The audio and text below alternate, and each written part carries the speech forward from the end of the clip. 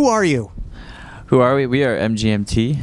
MGMT, you have a song called Kids. Now, do you know anything about your kid? Do you know anything about your kid? Because there's the Nirvana kid, Spencer Eldon. Do you know anything about your kid? Well, from the video? Yeah, the name?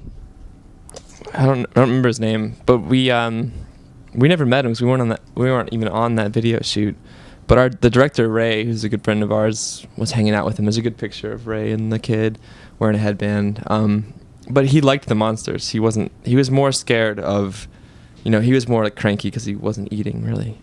Well, I think you guys are kind of connected to the Nirvana kid, not just because your manager is from association with Nirvana, but the Nirvana kid, Spencer Eldon, he now works for the Obama poster guy. Wow, yeah. Yes. Yeah. And you and Obama share something in common, MGMT. Do we? Let me quote here from the Argus, which is from the Wesleyan paper, September 9th, 2009.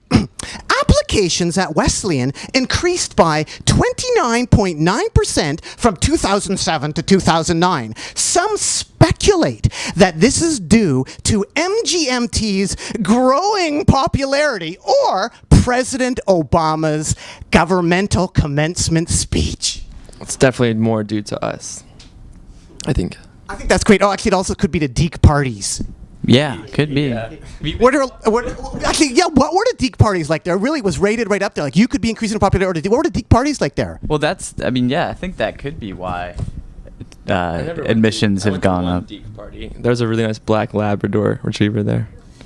And what happens after a Deke party, Andrew, in the morning after?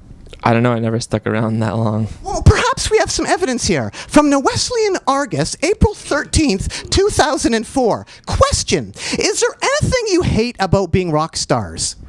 Oh, I said... Yeah. Andrew, I don't know. I hate waking up with 16 bitches all over my dick and a broken bottle of Jack on my pillow. Yeah, that wouldn't be post-Deke party, though. That's more like post-naked party or something. That sounds like a great night, though. So are Deke parties even crazier than that? Different. Like a different kind of crazy. Deke parties is more like tea, knitting,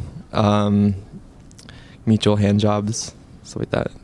The Electric Prunes. What can you tell the people about Sonic Boom and the Electric Prunes and your cover, and MGMT? Well, I think one of his things was, this is kind of one of the classic old psychedelic records, and what his thing is, psychedelic doesn't have to be like everything happening all at once, too much stuff going on, you can't even understand it. Like, you can just have like a lot of reverb just on the drums, and when you really listen to it, nothing else has reverb, but it makes the whole thing sound all crazy. Had you guys heard of the Prunes before Sonic Boom introduced them? Yeah, I found an LP of theirs in a thrift store in North Carolina one time and listened to it, and then I heard them on Little Steven's garage radio show, whatever it's called, but I never really gave them that big of a chance. And then I was listening to some of the stuff that David Axelrod produced of their albums, like the later ones? Yeah, which isn't really even the Electric Prunes. It's more. And that's one of the ones that you cover, isn't it? No, we cover. Like, you don't cover anything off this album. No. Was it off the second album? I think this is the first album. Yeah. Yeah, the one we covered was on the second one. Yeah. Because I guess I was wondering about Sonic Boom's influence, because I noticed, is it true that you guys also cover Alice in Chains? We've tried to, but it was kind of a joke. We didn't really.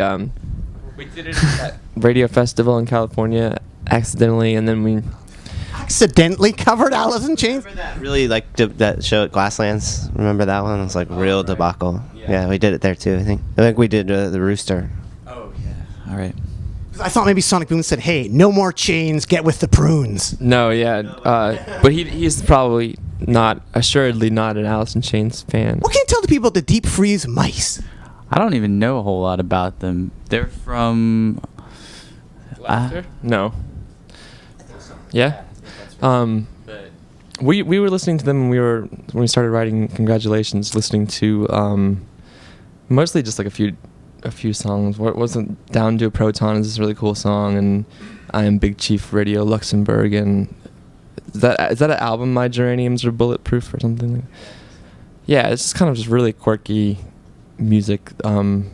that we somehow tried to incorporate. I think mostly you see that in that song for Dan Tracy, some of the chromatic chord changes and stuff. And the Deep Freeze Nice. from Leicester have a message for you, MGMT. Do you know that? No, what is This is a message that I took from the Leicester Mercury, and it's from Alan Jenkins of the Deep Freeze. Nice. And he says, you can definitely hear a Deep Freeze Mice influence on the Brian Eno track by MGMT. It has a resemblance to a tune we created in 1985 called Reading an Agatha I don't know. Christie. See, you do know the song. I don't think I have the nerve to ask MGMT if they want to collaborate, and We would collaborate. it probably hasn't occurred to them that we're still alive. Oh, we know they're still alive. I've Googled them and they're deeply frozen. And Alan Jenkins of MGMT actually A surf rock band now, I think. Like an instrumental surf rock band, I'm pretty sure. And Alan Jenkins of the band Deep Fried, Meese, Chicken Fried, mouse, Kentucky Fried, cheese, School Bus. donkey.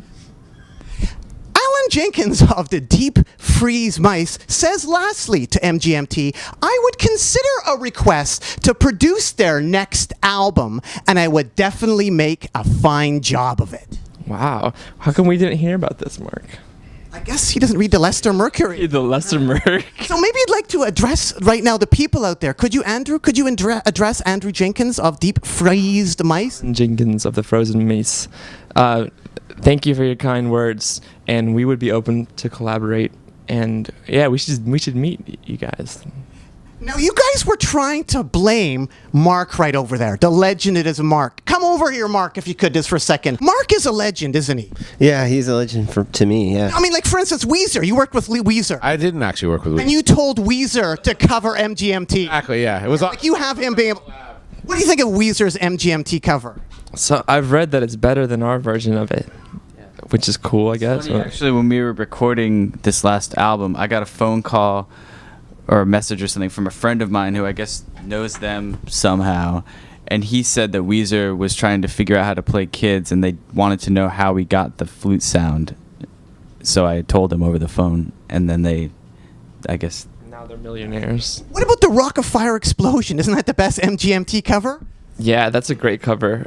That's just crazy that, you know, we were discussing the concept for Electric Feel video, and we were really cool if we'd have the animatronic bears from Chuck E. Cheese, and turns out the guy was a fan of our band, and it all just worked out really well. It's cool. Well, winding up your MGMT, now that we have Mark here, any more questions for Mark at all that you've been dying to ask at all, MGMT?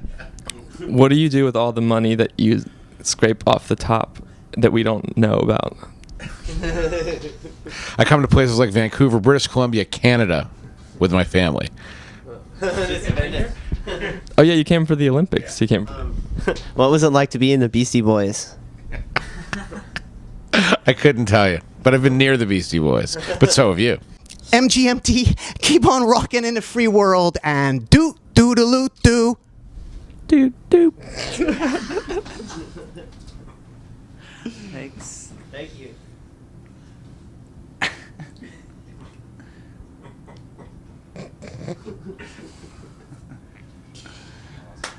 Yeah. All right.